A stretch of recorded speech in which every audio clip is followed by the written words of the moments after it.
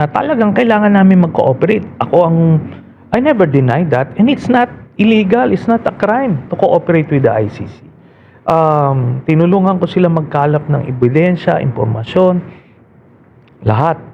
Pero for them to pay me for that, at po kasi nga di ba? Mag-aabono pa ako on the contrary for that. Pero fortunately, I did not need to because una, senador ako.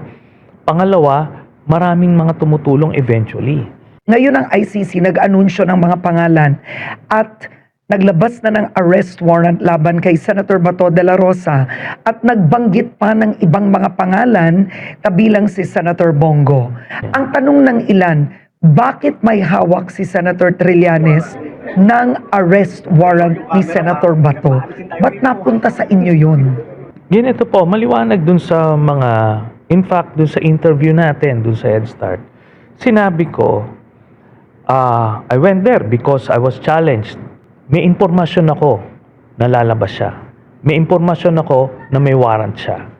Tapos, kaya ando doon ako ngayon. Ngayon, yung mga media sa Senate, nagtataka sila, bakit aarestuhin si Bato? Bakit aarestuhin? And a few days earlier, nag-announce yung ICC, walang public warrant na issued kay Bato. Hindi nila sinabi na may sealed warrant na binigay sa kanya. So, confused yung mga senador, confused yung mga media about why there was the NBI arresting team there. Ako yung nag-articulate noon. Hiniram ko yung hawak nila na warrant, pinakita ko sa publiko. May warrant siya ng ICC. Ganun lang kasimple, parang ginagawang big deal. I was there to inform the public. Hinamon kayo ni Bato noon? Yes, precisely. And I said that. Nandito ako. At hindi ako inutusan ni Bato na, kasi may isang senador na nagsasabi, kahit ano daw ba sabihin sa akin ni Bato, gagawin ko. Hindi. Iba yung utos, iba yung hamon. Yung hamon, you have the option to accept the challenge or not. I accepted the challenge and I was there. Ganun lang po kasimple yun. The Senate leadership protected Senator Bato de la Rosa. Dati kayong senador. Ano ang paglabag ng Senado sa batas kung meron man? Maliwanag po yun na obstruction of justice yung ginawa nila doon. Kasi it was a valid warrant at ngayon, sinabi ng Korte Suprema na valid warrant yon, hinarangan yon ng Senado yung pagsiserve noon. At hindi nangyari sa kasaysayan ng Senado na ganyan ang nangyari. There are 3 instances na pwede ko masite. Si Senator Enrile, noong 1990, nung na-implicate siya dun sa coup d'etat noon, sinerve yung warrant sa kanya while in session. After niya mag-privilege speech, inaresto siya. Voluntaryo sumama siya. Then, yung nangyari kay Senator De Lima, ganun din, inaresto, voluntaryo sumama. Ako, nung binigyan ako ng warrant, pinapasok sila, doon mismo sa may session hall ako inaresto while in session. Sumama ako. So special about Bato na hindi applicable yung batas natin sa kanya. Ganun po yun. Sinasabi ng mga senador, umalis si Bato. He was a free man. Ano ang pagkukulang kung meron man ng Senado doon? Maraming pagkukulang dun sa mga tao doon. But primarily, yung play with words nila Cayetano at yung mga iba, huwag tayong magpadala doon. Maliwanag na pumuga siya, puganti siya, tumakas siya. Kasi may valid warrant, hinarangan nila, tapos sinabi nila po, protection na namin, custody namin, pero pinatakas. So, mananagot sila dyan. No? Regardless of what they say, what is important is what the law says. Ganun lang naman yun. Kaya sa amin sa Oakwood, marami kaming sinasabi. Ito, nilalabas namin grievances. Kung ano man yung sinasabi nyo, but the law says, ganito yan, kulong kayo. Dapat ba makulong si Senator Robin Padilla? Merong proseso, pero kailangan niyang makasuhan. Maliwanag yon na siya ang nagpatakas, may mga testigo, may ebidensya. Ngayon, kailangan makasuhan muna, then bahala na yung korteng sumintensya sa kanya. Ganun yan. Senate President Alan Cayetano said the Senate was under attack. Was the Senate under attack? It was never under attack. Alam nyo, nagtataka nga ako dito sa DILG, PNP na it took them 6 days to find out what we found out in just a few hours after the incident. Alam natin, nakikita kasi nung media, ando doon lahat, nire-report nyo lahat. Alam na alam, sino yung umatake? They can't even say kung sino yung umatake sa kanya. 'Di ba? Pag sinabi niyang NBI, government, ano yun authority yun. So, yun ang problema ni Cayetano. They were creating a scenario. Ang tawag dyan yung false flag operation. Para lang to pin the blame on The other NBI. groups. Yeah, on the NBI. Pero, evidence showed later on, even a few hours after, na walang tumapak sa Senate premises na NBI agent. So, bumulaga sa kanila ngayon yung senaryo nila. And I hope hindi tayo magpadala dun sa mga drama na yan, panliling lang na gagawin. Because we saw kung ano talaga nangyari. At ang unfortunate dito, ginamit nila yung media para dun sa senaryo nila. Maganda that these things are coming to light finally at kailangan managot. Kailangan yung crying scene ni Senator Pia kahapon. Gusto mong intindihin. Pero alam nila na ang nagpaputok yung usaan nila eh. Niloko sila.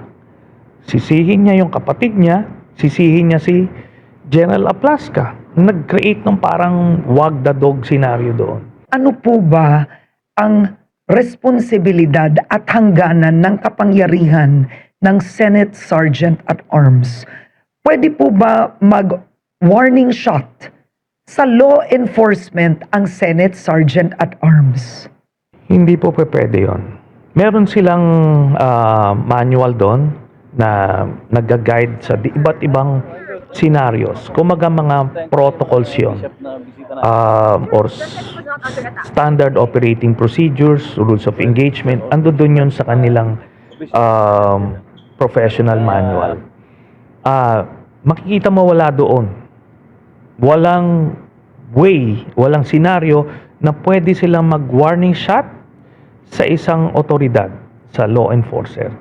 Lalo na ng NBI na nagsiserve ng valid warrant. Kaya no matter how you spin it, bawal yung ginawa. At kailangan makulong itong si General Aplasca at kung sino man nag-utos sa kanya. But why would he do that? I would like to think na unang-una, inimbolden siya. Binigyan siya ng parang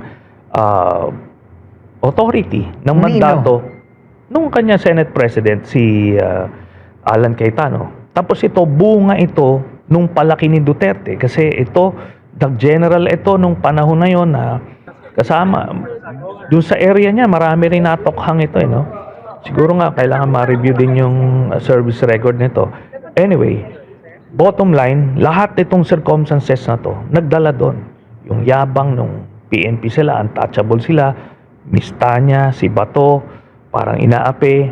Tapos yung boss niya, si Cayetano, parang in-empower siya to do that. Ginawang private army yun eh. So yun ngayon. Wala yan sa mandato ng ano. In fact, yung pagdi-discharge ng weapon, ano yan? Pwede kang sibakin sa USAA pag nag-discharge ka indiscriminately. Palagay mo, Senator, na utusan si General Aplasca o nabigyan ng blanket authority or any form of authority na protektahan si Senator Bato at all cost? Huwag papasukin ang NBI at all cost. It may not be that explicit, but he got that impression na na tipong wag papasukin at gagawin nilang lahat to protect Bato. Is the Senate President answerable for Definitely. protecting Senator Bato? Kasi ang paniniwala niya, dapat Philippine warrant lang. Alam niyo kasi, sabi ko, regardless kung ano yung sabihin niya, regardless kung ano opinion niya, ang importante kung what the law says. Maliwanag yung Republic Act 9851. Ako hindi ako lawyer pero marunong akong magbasa. Kahit lawyer ka, hindi ako lawyer, pero dapat yung binabasa natin parehas pagkakaintindi natin. Maliwanag doon. Kapag merong isang iniimbestigahan na akusado ng isang international tribunal ng crimes against humanity, pwedeng isurrender itong taong ito ng Philippine authorities doon sa international tribunal na yon. That law was never declared unconstitutional or illegal. Ganun kasimple yun. Kaya kung anong opinion ni panlilin lang yan, panggagaslight yan, do not mind him. Kumbaga, kung ano yung nakalagay dito, and in fact, in-affirm na ng Korte Suprema na valid yung warrant at pwede siyang arestuhin. Namin ni Senator Bato de la Rosa na kaya lumitaw siya sa Senado nung Lunes matapos ng 6 na buwan ng pagtatago ay para sa 13th vote. Mahalaga na yung boto niya ma-recognize para magbago ang liderato. Inamin niya yon. What is at stake right now? Gusto nilang in-control sila sa impeachment court. Yung presiding officer would be the Senate President. So yun yung gusto nila mangyari. Kaya siya nag-appear, pero by his own admission, dinisib din siya ni Cayetano or whoever na walang warrant, di ba? O siguro naniwala siya na talagang walang warrant. Anyway, kaya siya lumabas. Ngayon, nung napalitan si Senator Soto, immediately pinalitan nila yung Sergeant at Arms, Senate Secretary. As presiding officer, feeling nila mas madidikta nila yung tempo ng impeachment trial. Pero to be fair, ang nangyari, nag-convene ka agad. Wala siyang choice because of the public pressure. All eyes are on Cayetano. Ngayon, kung gagawa siya ng magic dyan to parang pigilin or i-delay yung impeachment, napakanipis na majority niya eh. He cannot do that anymore. Kasi nung Lunes, sinerve yung warrant. Bigla na lang nung Wednesday or Thursday, ang nangyari, walang utos sa NBI to serve the warrant. Sinabi ni Pangulong Marcos Jr., stand down, wala akong utos arestuhin si Bato. Ang tingin ng ilan, parang atras abante ang gobyerno doon sa arrest warrant. Nakita naman natin, the NBI was there to serve the warrant. So regardless of who ordered the NBI, they were there to fulfill their duty. Ngayon, who stopped them? It was the senators, Cayetano in particular. Pero kaninong kasalanan kung bakit nakatakas si Bato? Who has to be made accountable? Kailangan managot doon yung OSAA, si General Aplasca, si Cayetano, si Robin Padilla, the PNP, no? Na nandoon, supposed to be, kahit may protective custody dito, pero alam nyo na may warrant, pumuputok na sa media, dapat naka-ready kayo doon. Tapos si John Vic Rimulya, pumasok siya doon, nakausap niya na yung hinahanap, tapos hindi man lang siya naglagay ng detail doon. So kumbaga, marami, no? It's incompetence or talagang willful negligence or talagang deliberate na pag-assist sa pagtakas. Or is it politics? No. Pag nakita mo doon, kasi dapat hindi na yan pumapasok sa level ng presidente. Alam nyo na yung gagawin nyo, di ba? Kaso, apparently not. Testigo ba kayo laban kay Vice President Duterte? Yes, titistigo po ako. Nasabihan na ako ng House prosecutors. So, yung parte nung magiging testimonya ko ay nasabi ko na nung karon ng impeachment hearing sa House. Ipinakita mo sa Head Start yung mahabang listahan ng mga bank accounts of Rodrigo Duterte and Sara Duterte and Man Scarpio. Napakadaming accounts doon. Sinasabi ng ilan, papel lang yan eh. Mga papel lang yan, pwedeng tinype yan ni Senator Trillanes. Saan naman yan na-imbento yan? Kaso nga po, na confirm na validate na ng Anti-Money Laundering Council. Dun sa hearing na yon, na randomly nag-pick sila ng 19 transactions at lahat yon isa-isa kinumpirma ng Anti-Money Laundering Council. Kaya nga sinasabi nila na vindicate daw yung pinaglalaban. But I know from the very start na hindi ko inimbento yon. Totoo yung hawak ko. At I stand by my track record. Wala naman akong nilabas na aligasyon na hindi totoo o gawa-gawa lamang. Sa mga bank accounts na nakita mo, ano ang pinaka nakakaalarma sa'yo pagdating kay Vice President? Iba't iba. Meron yung volume ng deposits per day. Parang nakikita mo, ginagawa siyang money laundering instrument. Tapos, yung total na pumasok dun sa accounts na yon. Tapos meron yung yung mga diniposito na galing or mga natanggap nila galing sa drug lord na si Sammy Uy. Kaya yun ang mabigat kasi maraming Pilipinong nadala dun sa myth ni Digong na galit siya sa illegal na droga. Pero dito sa dokumento nakita ko, tumatanggap bawat miyembro ng pamilya sa isang drug lord. Yun ang pinakamabigat.